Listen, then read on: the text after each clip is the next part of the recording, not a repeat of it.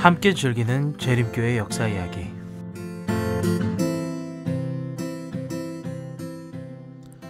안녕하십니까. 재림교회 역사 이야기 에피소드 32번째, 재림교회 내전 두 번째 이야기 넘버 2 오늘 시작해 보도록 하겠습니다. 지난 시간에는 1888년 대총회, 1888 그 유명하고도 아마도 재림교회를 오래 다니셨고 이런저런 글들을 읽어보신 분들은 그래도 적어도 한두 번은 들어봤을 미네아폴리스 대총회, 1888년에 열렸던 이 대총회에 대해서 이야기하기 시작했습니다. 교회가 직면하고 있었던 여러 논란, 특별히 한 주 전에 열렸던 목회자 연수회를 통해서 이를 해결하려고 했고 나름대로 서로 화해하려는 노력을 보였었죠. 다들 모여서 허심탄회하게 이야기하고, 야, 다 모여보자. 우리 정말 다른 얘기하지 말고 우리가 정말 마음을 터놓고 한번 얘기해보자. 뭐 이런 의도가 있었던 것 같아요. 서로 마음을 풀고 서로 친구가 되어보자는 취지였죠. 또 버틀러가 존스와 와그너를 향해서 품고 있었던 감정이 어떻게 좀 왜곡되었고 결국 자신에 대한 음모가 진행되고 있다는 편집증까지 이르게 되었는지에 대해서도 이야기해봤었습니다. 굉장히 어떻게 보면 흥미진진하다고 할까요? 아니면 굉장히 정말 이런 일이 있었을까? 정말 드라마에서나 있었을 법한 일들이 일어나고 있었으면 틀림없습니다. 그럼 다시 미네아폴리스로 돌아가서 오늘 그 대총회의 이야기를 시작해 보도록 하겠습니다.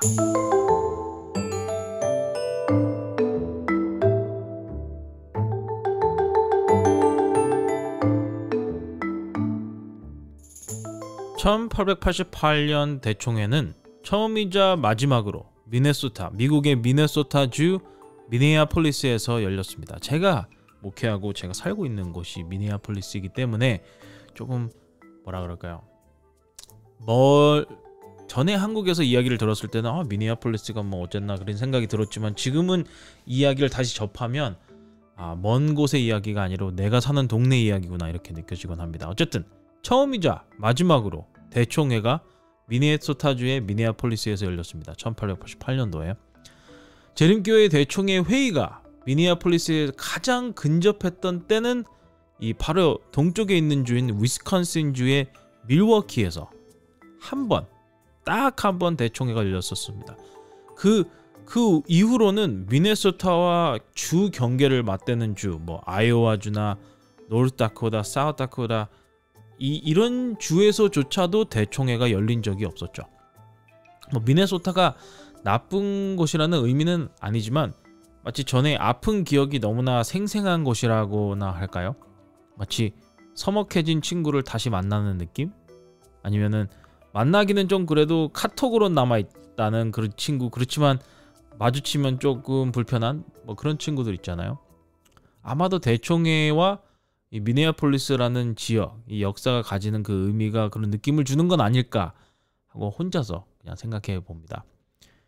지난번에 이야기했던 이 목회자 연수회는 10월 10일에 미네아폴리스 재림교회의 지하실에서 시작되었습니다. 이 지하실만큼 연수회를 위한 완벽한 장소도 없었죠. 이 회의에서는 다양한 주제를 다루기로 되어 있었지만 얼마 지나지 않아서 우리가 기대했던 것처럼 A.T. 존스와 유라이아 스미스가 10불 문제로 다시 갈등을 빚기 시작했습니다. 기억하시겠지만 이 10불 문제는 다니엘서에 나오는 예언과 관련이 있습니다.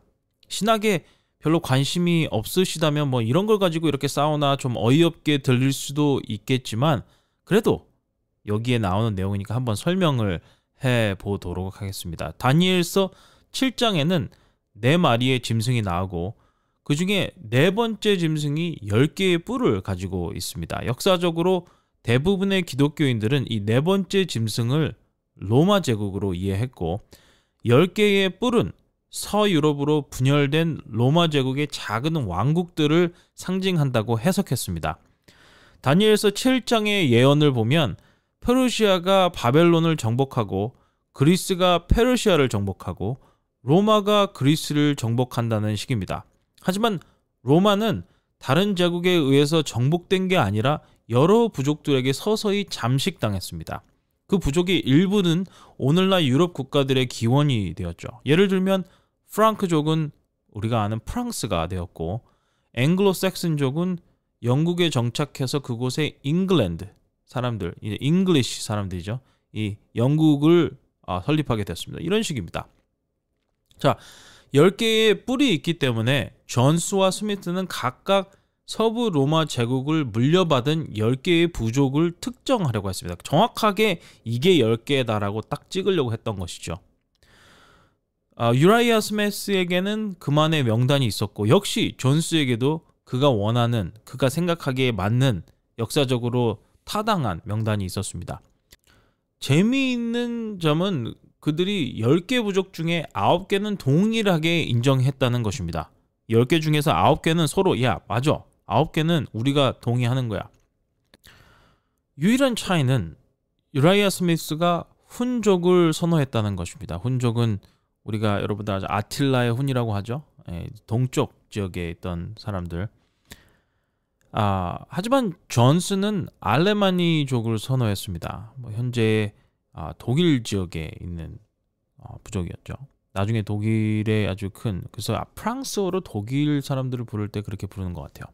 하지만 이게 전부였습니다. 이게 바로 그들이 다퉜던 이유의 전부였습니다. 문자 그대로 이게 전부다. 한 부족을 다르게 서로 생각했다는 것이었죠. 그리고 앞서서 이야기했듯이 이 논쟁은 단순히 10뿔에 대한 것만은 아니었습니다.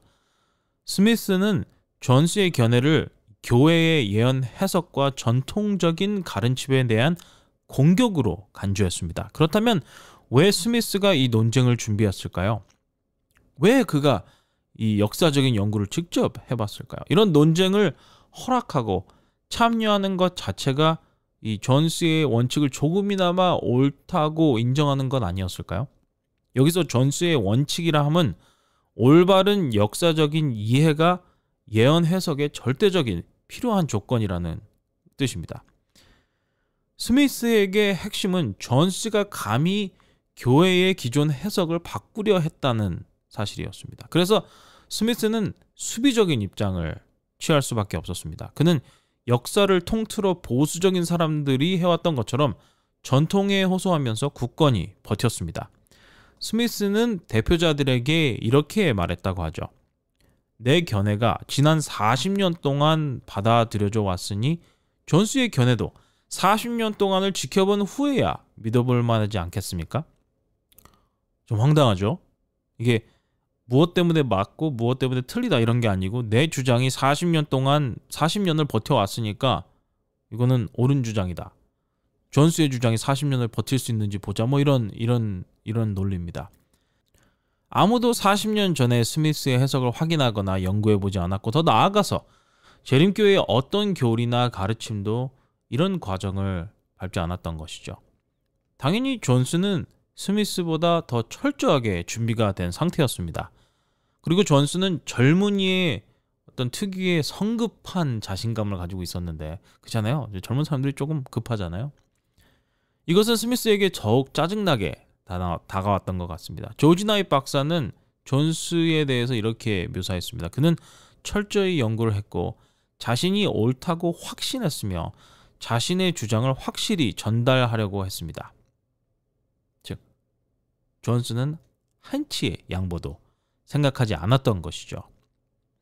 이번 논쟁에서 우리는 주로 버틀러와 스미스의 태도에 대해 이야기하지만 사실 양쪽 모두 완벽하지는 않았습니다.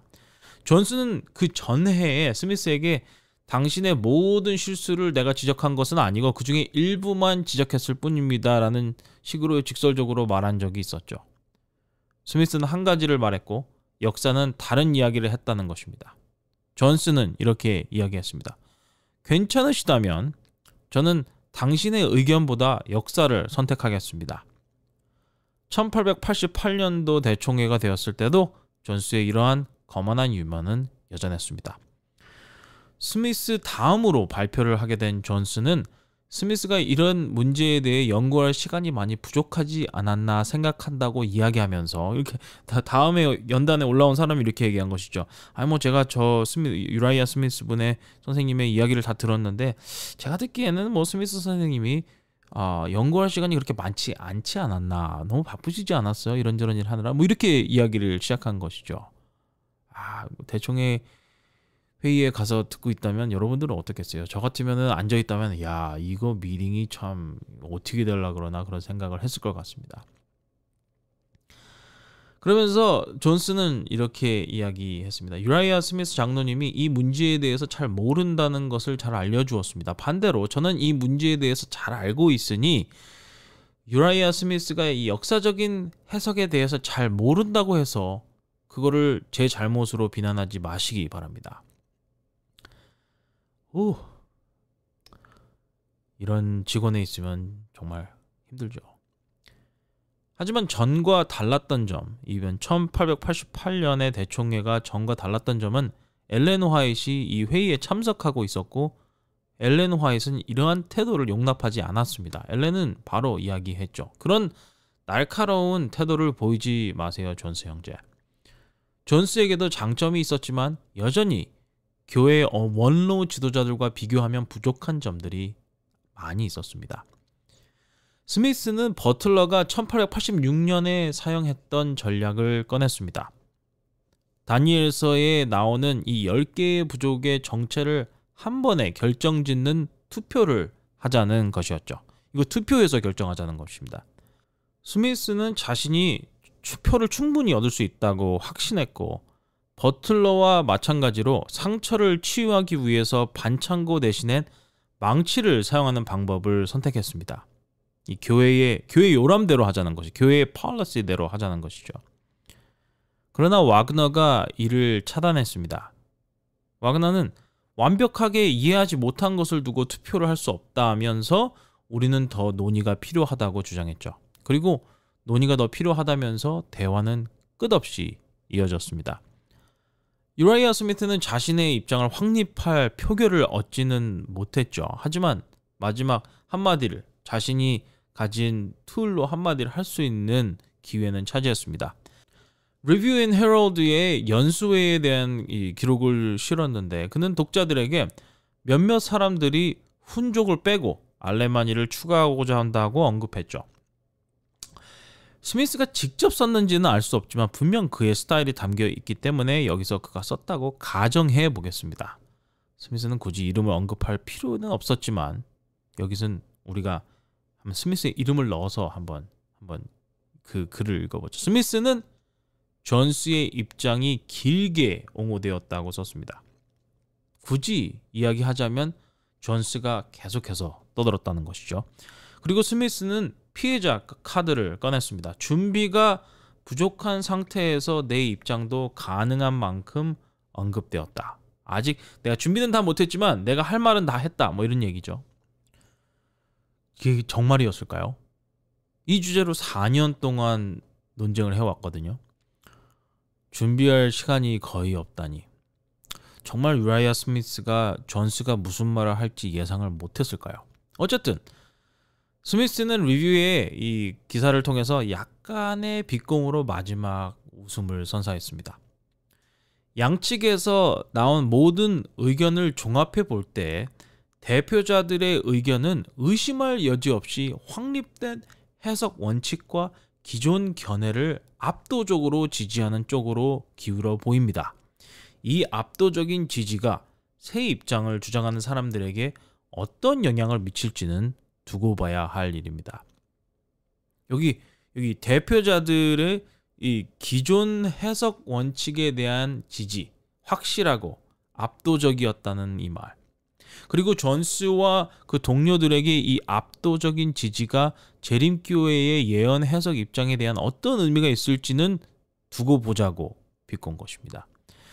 스미스는 비록 그가 원했던 투표를 얻을 수는 없었지만 기존 예언 해석의 대표자들의 지지를 얻은 것이니 이 논쟁을 끝내는 데 필요한 것은 전체 재림교도들의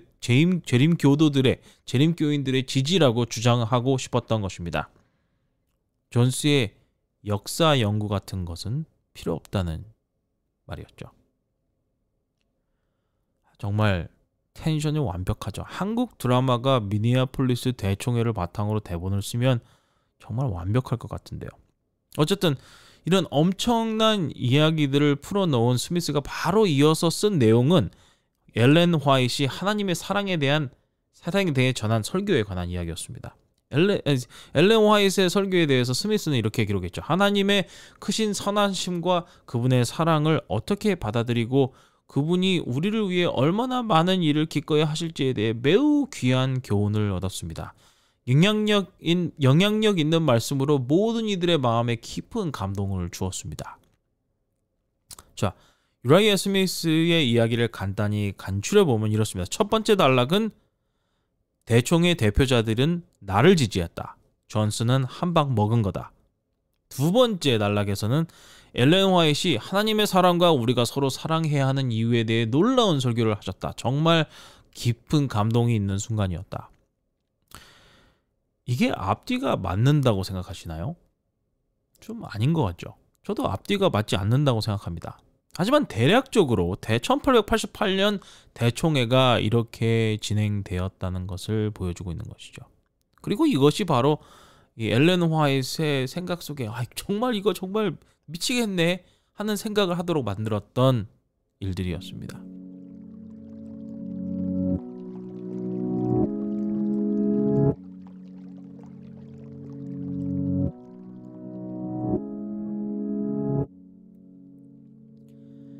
미네아폴리스 재림교회는 교단 내에서 두 번째로 큰 교회였습니다. 그래서 대총회 장소로 선택된 이유 중 하나였죠. 지역 신문들도 이 회의에 대해서 흥미를 가지고 보도하기 시작했습니다. 이 미네아폴리스와 이 세인폴은 바로 옆에 붙어 있는 도시들입니다. 그래서 여기 세인폴 파이어니어 프레스라는 신문에서는 회의가 지극히 조화로운 분위기로 가득했다라고 보도했다고 하죠. 지역 언론은 대총회 내에 깊은 논란을 보지 못했거나 보더라도 별로 신경을 쓰지 않았던 것처럼 보입니다. 세인폴 데일리 글로브라는 신문에서는 이 회의를 재림교회의 세계 회의라고 불렀고 대총회, The General Conference라고 부르진 않았습니다. 또한 이 신문은 개회 때 84명이 참석한 이 회의에 300명의 대표자들이 참석할 것이라고 잘못 보도했죠. 어쨌든 오래간만에 재림교인들은 외부에서 회의에 관심을 두는 이들이 거의 없다는 점에서 이런 관심을 가져둔 신문들에 대해서 감사했었어야 할 것입니다. 1888년 대총회. 존스와 스미스가 목회자 연수회에서 열불 문제로 시간을 너무 많이 차지한 탓에 대의원들은 본 대총회 회기에도 매일 더 많은 논의의 시간을 가지기로 결정했습니다. 와그너 역시 믿음으로 말미암는 의와 갈라디아서의 율법에 관한 주제로 총 12번의 강연을 할 수 있는 기회를 얻었죠. 아이오와주 합회장이었던 J.H. 모리스는 버틀러와 스미스의 입장을 대변하면서 와그너에 맞섰습니다. 여기서 한 가지 분명하게 해야 될 점은 버틀러는 그 대총회에 직접 참석하지 않았다는 것입니다. 건강 문제 때문이라고 했는데 이는 우리가 앞서 이야기한 몇 가지 이유 때문이기도 합니다. 하지만 그렇다고 해서 그의 영향력이 없었던 것은 아닙니다. 그는 모리슨과 같은 동료들에게 끊임없이 편지를 보내서 지시를 내렸습니다. 모리슨은 대의원들에게 차분하게 이야기했죠. 자신도 물론 믿음으로 말미암는 의를 믿지만 이 개념을 과도하게 강조하면 사람들이 십계명을 무시할 수 있다는 것이었습니다. 결국 이 논쟁은 믿음과 행위 사이에 어떤 지점에 위치해야 하는지에 관한 것으로 볼 수 있죠. 얼만큼이 믿음으로 말미암는 의에 충분한 것이고 얼만큼의 행위를 우리가 강조할 것인가. 그 사이에 밸런스, 사이의 균형진 자리는 어디인가. 존스와 와그너는 믿음 쪽에 가까웠고 전통을 중시했던 분들은 행위 쪽에 더 가깝다고 볼 수 있겠습니다. 하지만 물론 존스와 와그너도 그리스도인들이 십계명을 꼭 지켜야 한다고 믿었었죠. 드디어 두 젊은 목회자가 모리슨에게 답변하기 위해서 일어섰습니다. 그들은 성경을 편채로 나란히 섰고 번갈아 가면서 성경 구절 18개를 읽었다고 합니다. 때로는 한 장 전체를 읽기도 했습니다. 그리고 그들은 별도의 설명 없이 자리에 앉았습니다. 설명이 필요 없다고 이야기한 것이었죠. 바로 그때 로버트 킬고어라는 사람이 논쟁에 뛰어들었습니다. 킬고어는 제임스 화이트와 조지 버틀러와 함께 사역하면서 경험을 쌓아왔던 이 50세의 전 육군 대위로 퇴직한 당시의 일리노이 주 합회의 합회장이었습니다. 킬고어가 어느 편에 섰을지 짐작하시겠죠. 그는 대총회장이 올 때까지 믿음으로 말미암는 의에 관한 논의를 중단하자는 동의를 제안하고 싶다라고 이야기했습니다. 킬고어는 대의원들에게 버틀러가 없을 때 이 주제를 논의하는 것은 비겁한 행동이라고 생각한다고 이야기했죠. 모두가 버틀러가 건강을 회복해서 대총회에 도착할 것이라고 예상하고 있었던 것 같습니다. 이 이야기를 들은 엘렌 화이트는 분노했습니다. 형제들, 이것은 주님의 일입니다. 주님께서 당신의 일이 버틀러 장로를 기다리기를 원하신다고 생각하죠. 하나님께서 우리에게 주신 사명을 우리가 하나님의 뜻대로 행할 때에 우리가 한 사람 때문에 꼭 기다려서 그 일을 지체해야 합니까? 뭐 이런 식으로 이야기한 것이죠. 엘렌 화이트는 단순히 킬고어에 대해서 글을 쓴 것에 그치지 않고 그를 직접 대면해서 이야기했다고 합니다. 킬고어 장로님, 제가 당신의 발언을 듣고 표현할 수 없을 만큼 크게 실망했습니다. 이제 당신에 대한 신뢰를 잃었습니다. 누군가가 엘렌에게 와그너의 편을 들고 있다고 비난하자 엘렌 화이트는 아직 어느 편도 들 준비가 되어 있지 않으며 이 문제를 우리는 충분히 연구하지 않았다고 대답했습니다. 그러나 엘렌은 경고의 말을 덧붙였죠. 모든 사람들은 그 열매로 그들이 어디에 서 있는지 알게 될 것입니다. 엘렌은 말했습니다. 만약 와그너 장로의 견해가 잘못되었다면 어제와 같은 방식으로 누구도 대응할 필요가 없었을 것입니다. 우리가 진리를 가지고 있다면 그 진리는 우리 때문에 경고에 서는 것이 아니라 그 진리는 그 진리 스스로 견고하게 설 것입니다. 우리가 오랫동안 다뤄온 이 진리들에 대해서 버틀러 장로, 버틀러 목사님이 와서 우리에게 가르쳐야만, 그분이 결정을 해줘야만 우리가 그 진리를 따르게 되는 것입니까? 이제 우리 모두 상식적으로 행동합시다.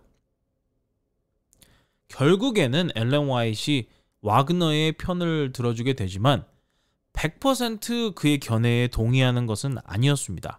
엘렌은 와그너가 자신의 주장을 펼치는 것을 들으면서 과거 남편 제임스와 나눴던 대화 이후로 처음으로 명확한 가르침을 듣고 있는 것 같다고 이야기했죠.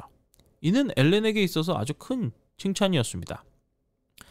이 전통을 지키려 했고 보수파라고 할까요? 이분들이 또다시 피해자 카드를 내가 여기에 희생됐다라는 일종의 카드를 꺼내들으려고 했습니다.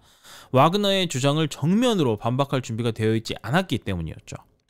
와그너와 대적했던 사람은 늘 버틀러였지만 그는 이번 회의에 참석하지 않았기 때문에 그곳에서 와그너의 주장을 직접적으로 거기에 대해서 토의하고 거기에 대해서 디베이트 할 수 있는 사람이 없었던 것이죠.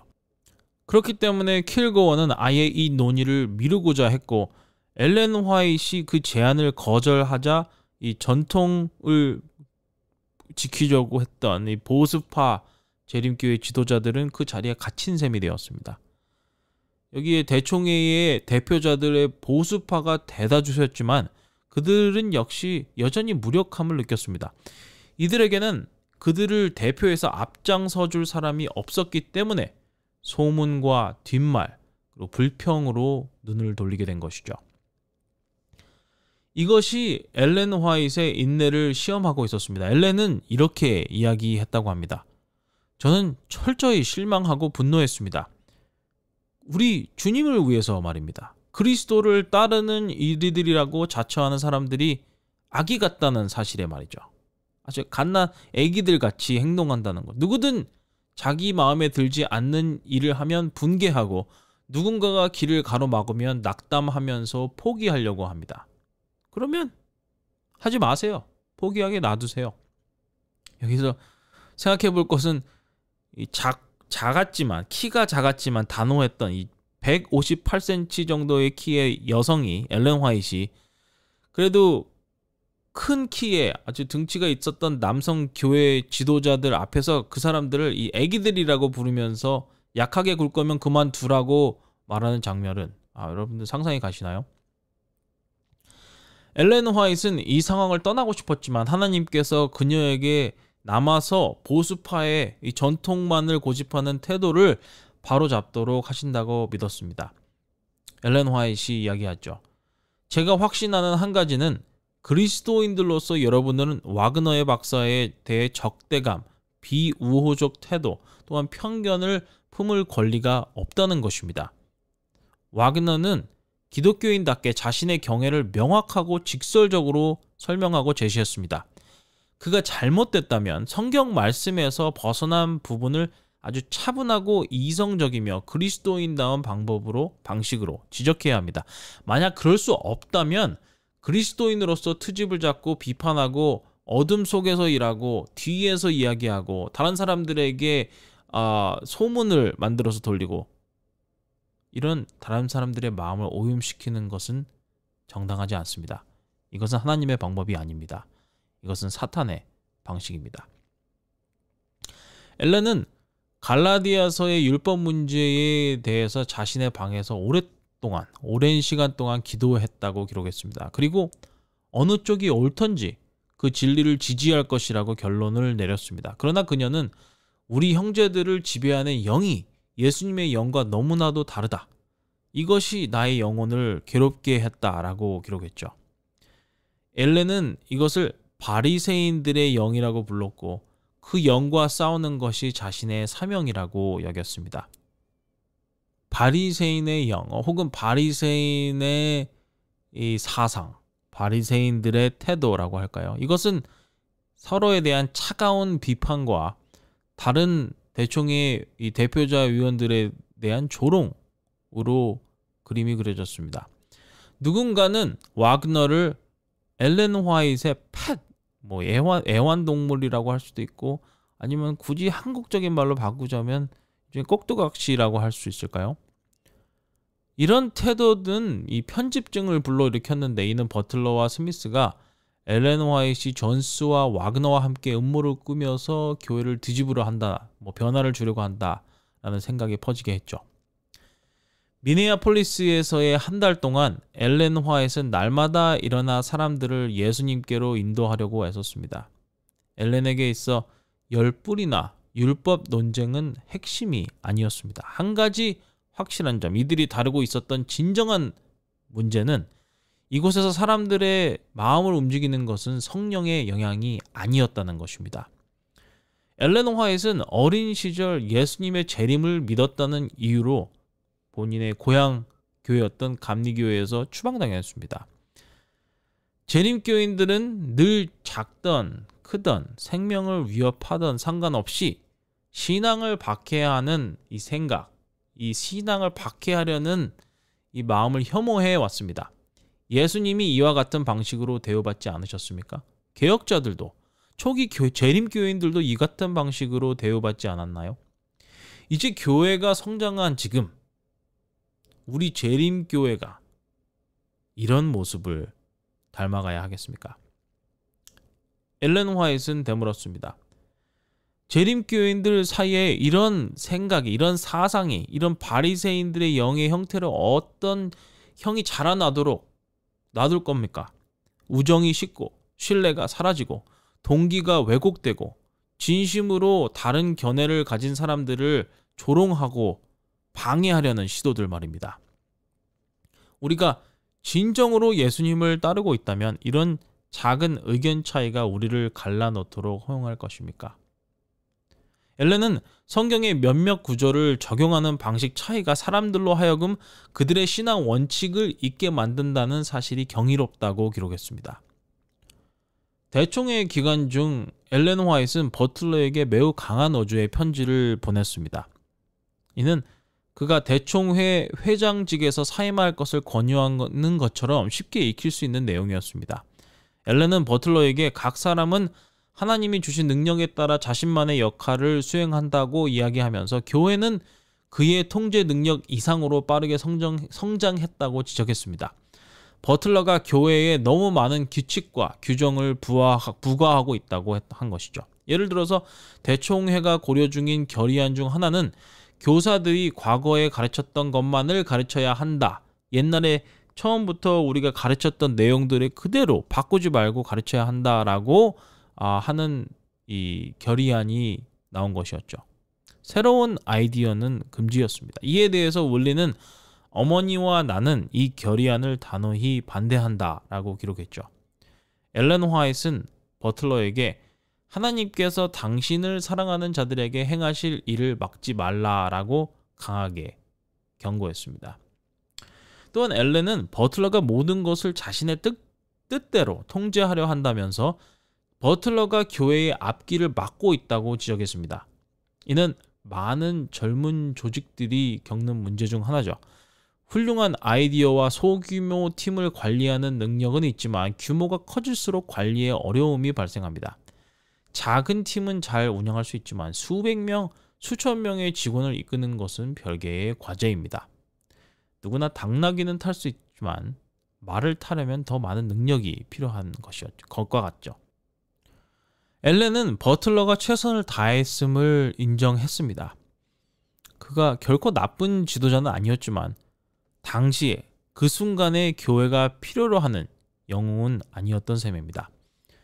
엘렌 화이트는 대총회에서 직접 강단에 올라 설교를 했습니다. 엘렌은 너무 많은 설교가 그리스도 없이 이루어지고 있다라고 이야기했습니다. 재림교인들은 세상 앞에서 그리스도를 높이는 일에 가장 앞장서야 할 것입니다. 라고 이야기했죠. 우리는 기도하는 법을 반의 반도 모릅니다. 우리는 승리를 얻는 방법을 모릅니다. 우리가 하나님께로 나아가 기도하는 법을 알기만 한다면 우리의 마음은 녹을 것이고 하나님의 축복을 경험하게 될 것입니다. 우리 마음은 그리스도의 사랑으로 부드러워질 것입니다. 그리고 그 사랑이 있을 때 무엇이든 할 수 있습니다. 그러나 사탄은 오랜 시간 연구하며 그리스도의 사랑을 우리의 마음에서 멀리하도록 애써왔습니다. 문제는 너무 많은 의식과 형식에 얽매여 있다는 것입니다. 우리가 필요한 것은 하나님을 가장 사랑하고 이웃을 자신처럼 사랑하는 그리스도의 사랑입니다. 이것이 있을 때 여리고의 성벽이 무너졌던 것처럼 우리의 마음의 장벽이 무너질 것입니다. 하지만 우리 안에는 너무나 많은 이기심과 우월욕이 가득합니다. 이것은 정말 고통스러운 일입니다. 어디에나 그런 모습이 보입니다. 이 논쟁에 대해서 기록된 리뷰 앤 헤럴드의 기록을 보면 마치 다른 세상에서 나온 이야기처럼 느껴집니다. 리뷰는 위원회의 보고와 결의안 그리고 해외에서의 성공적인 선교 활동에 대해서만 기록했습니다. 이렇게 이 논란이 비밀로 유지된 것도 아닌데 말이죠. 1888년 대총회에서의 많은 긍정적인 결정이 내려졌습니다. 특별히 해외 선교와 남부 지역 선교에 관한 결의가 두드러졌죠. 예를 들면은 남태평양의 섬들의 선교선이 파견되었습니다. 그러나 이러한 좋은 결정들로도 서로에 대한 이 차가운 태도는 해결되지 않았었죠.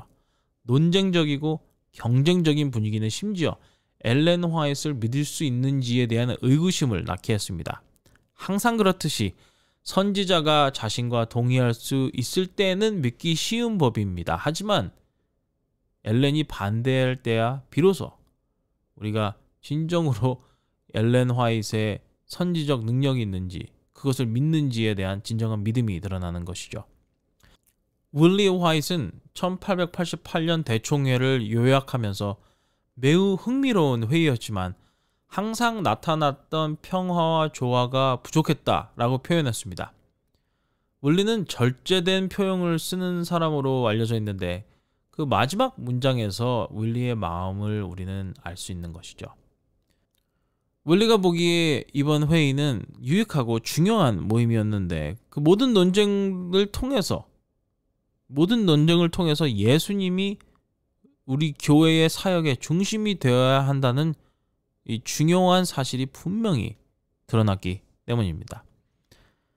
당시에는 이를 잘 이해하지 못한 사람들이 많았습니다. 대총회의 대표자들은 집으로 돌아가 상처를 치유할 시간이 필요했죠. 그러나 결국 버틀러의 보수적 권력이나 존스나 와그너가 한 말보다는 엘렌 화이트의 영향으로 인해 모든 것들이 깨지게 되었습니다. 엘렌 화이트는 여기 대총회에 참석한 모든 대총회 대표자들, 전 세계에서 온 목사들, 그리고 모든 리더들, 지도자들, 모든 사람들이 변화되어야 한다는 것을 일깨웠죠. 엘렌 화이트는 1888년의 대총회를 우리가 겪었던 가장 힘들고 이해하기 어려운 갈등이라고 부르면서도 이 회의가 큰 유익을 가져올 것이라고 믿었습니다. 즉각적인 결과가 무엇이었을까요? 조지 버틀러가 대총회장직에서 물러난 것이었습니다. 회기가 끝나기 전 그는 사임을 발표했습니다. 유라이아 스미스도 대총회의 역할에서 물러났습니다. 그래서 새 대총회장으로 올레 윌슨이라는 사람이 임명되었습니다. 그는 교회의 첫 외국 출신, 노르웨이에서 태어난 사람이었는데 이 외국 출신 회장이었지만 그는 미국에서 자랐습니다. 그는 여러 면에서 버틀러와는 상반된 인물이었습니다. 다만 문제는 그가 유럽에 있을 때 회장으로 선출되었다는 점이었죠. 그래서 올슨이 올 때까지 누군가의 임시로 대총회장 자리를 맡아야만 했습니다. 처음에는 스티븐 해스켈이라는 사람이 선택되었지만 그는 의자를 한번 쓱 보고 이렇게 얘기했다고 하죠. No thanks. 사양하겠습니다. 이 혼란을 막고 싶지 않네요. 이렇게 거절했다고 하죠. 결국 거절할 수 없을 것 같은 인물을 하나 선택했습니다.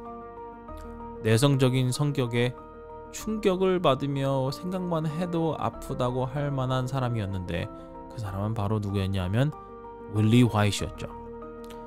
새로운 대총회장으로 선출된 올슨이 곧 도착할 거라고 믿고 임시로 그 자리를 받아들인 윌리 너무 걱정 마세요. 곧 올 겁니다.